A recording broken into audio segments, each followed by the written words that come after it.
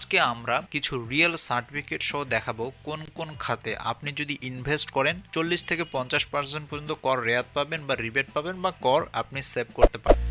এখানে প্রথমে যেটা কথা হলো, সাপোজ আপনার ট্যাক্সেবল ইনকাম, এই যে ব্যক্তির আমি দেখাচ্ছি এখানে তার ট্যাক্সেবল ইনকাম মানে করযুক্ত ইনকাম আছে 9,77,000 টাকা।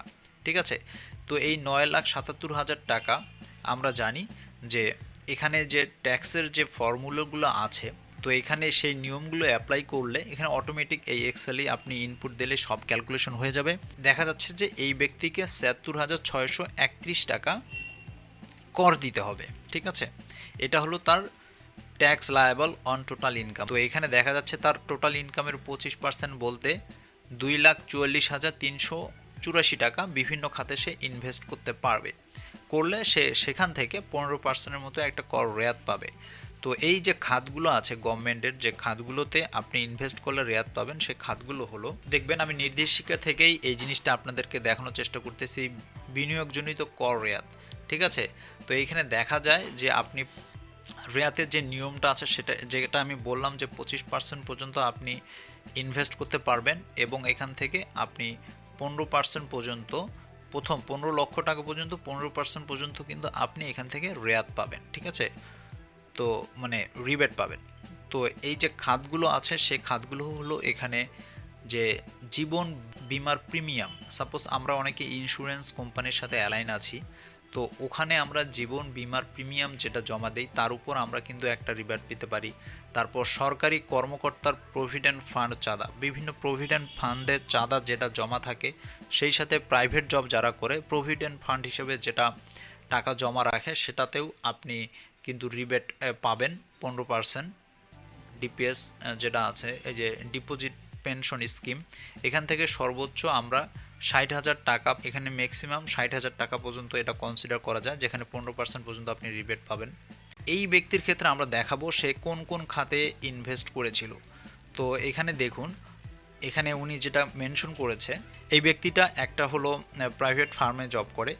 ঠিক আছে, এখানে তার যে কোনো আপনার যে স্যালারি সার্টিফিকেট আছে, স্যালারি সার্টিফিকেটে যদি আপনি দেখেন তো দেখবেন যে এখানে আপনার কন্ট্রিবিউশন টু প্রভিডেন্ট ফান্ড নামে একটা অপশন থাকে। ঠিক আছে, একটা এমপ্লয়ির কাছ থেকে নেওয়া হয় সেম পরিমাণ টাকা, আবার কোম্পানিও বেয়ার করে। ঠিক আছে, তো এই যে এই টাকা থেকে এই ব্যক্তিও তার যে প্রভিডেন্ট ফান্ডে ইনভেস্ট করেছিল হলো 93,678 টাকা। সো আপনি এই ইনফরমেশনটা সার্টিফিকেটে, স্যালারি সার্টিফিকেটেই আপনি পেয়ে যাবেন এই অপশন থেকে।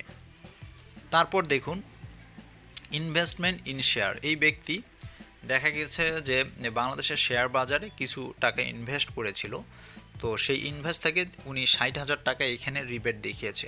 অবশ্যই এটার জন্য আপনাকে সার্টিফিকেট শো করাতে হবে। তো আপনি যে কোম্পানিতে, যে ব্রোকার হাউসে আপনি ইনভেস্ট করবেন তাদেরকে চাইলে তারা একটা আপনাকে ইনভেস্ট যেটা করেছেন তার উপর একটা সার্টিফিকেট দিবে। তো এখানে দেখুন আমি আপনাকে দেখাচ্ছি, তো এই ব্যক্তি শেয়ারে যে ইনভেস্ট করেছিল, তো উনি রয়্যাল ক্যাপিটালে ইনভেস্ট করেছিল, তো ওনার ডিউরেশন ছিল হলো সবসময় 1 বছরের পুরো ডিউরেশন এখানে দিতে হবে, জুলাইয়ের 1 তারিখ থেকে 30 তারিখে। তারা এই একটা সার্টিফিকেট আসলে ওই ব্রোকার হাউসগুলো দিয়েই দেয়।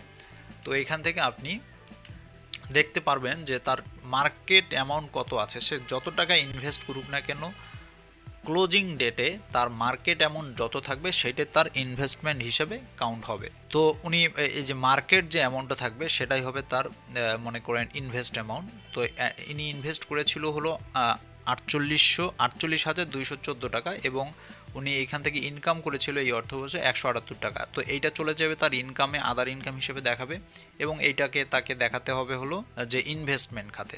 সো ইনি ইনভেস্ট করেছে সার্টিফিকেট থেকে আমরা দেখলাম হলো। তো এখান থেকে আমরা যদি 48,000 দিই, সাপোজ 48,000, তো এটা হলো তার ইনভেস্টমেন্ট ইন শেয়ার।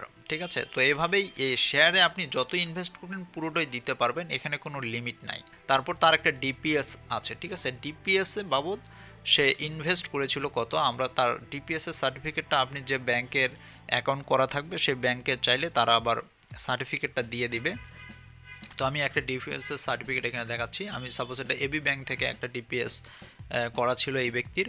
তো উনি এখানে দেখা যাচ্ছে যে পুরো বছরে উনি ডিপোজিট করেছিল হলো 72,547 টাকা উনি ইনভেস্ট করেছিল। ঠিক আছে, তো সেই অ্যামাউন্টটা যদি এখানে লেখা হয় দেখবেন যে ৭২,৫৪৭ টাকা দিলে কিন্তু আপনি যতই দেন না কেন ম্যাক্সিমাম ৬০,০০০ টাকা পর্যন্ত এখানে অ্যালোয়েবল।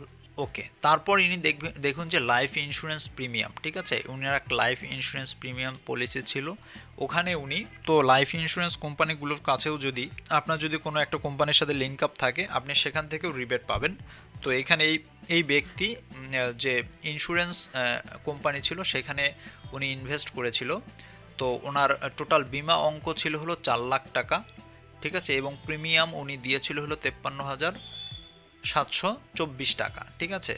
তো এখানে যে নিয়মটা আছে যে প্রিমিয়ামের ক্ষেত্রে আপনি আপনার যত পলিসিটা যত তার 10% পর্যন্ত আপনি এখানে ইনভেস্টমেন্ট হিসেবে দেখাতে পারবেন।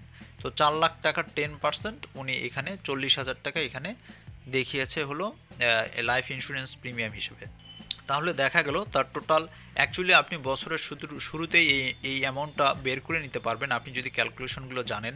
তো আমি আপনাকে এই এক্সেলটাও দিয়ে দিব, সেই সাথে ওয়েবসাইটের কীভাবে ক্যালকুলেশন করতে হয় সেটাও দেখাবো। সো আপনি বছরের প্রথমেই ইনভেস্টেবল অ্যামাউন্টটা কত এইটা জানা থাকলে আপনি ওই হিসেবে যদি ইনভেস্ট করেন, তো এই ব্যক্তি দেখা যাচ্ছে যে তার ২,৪৪,০০০ টাকা পর্যন্ত উনি করতে পারতো, উনি ২,৪১,৮৯২ টাকা ইনভেস্ট করেছে, ঠিক আছে। তো এইখান থেকে তাহলে আমরা জানি তার ম্যাক্সিমাম অ্যালাউয়েবল ইনভেস্ট ছিল তার যে টোটাল ইনকামের 25%, সেখান থেকে এসেছিল তার ২,৪৪,০০০ এত, এবং সে অ্যাকচুয়াল ইনভেস্ট করেছে হলো ২,৪১,০০০। এই তিনটির মধ্যে যেটা কম একটা হবে যে তার অ্যাকচুয়াল ইনভেস্ট কত সে করেছে, তো আমরা যেটা দেখলাম, এবং ২ নম্বর হলো যে 25% টোটাল ইনকাম আমরা দেখলাম যে তিনটার মধ্যে কম হলো যেটা সে অ্যাকচুয়াল ইনভেস্ট করেছে ২,৪১,৮৯২ টাকা। তো এইটার উপর 15% রিবেট করলে সে ৩৬,০০০ টাকা কিন্তু রিবেট পেল, ঠিক আছে।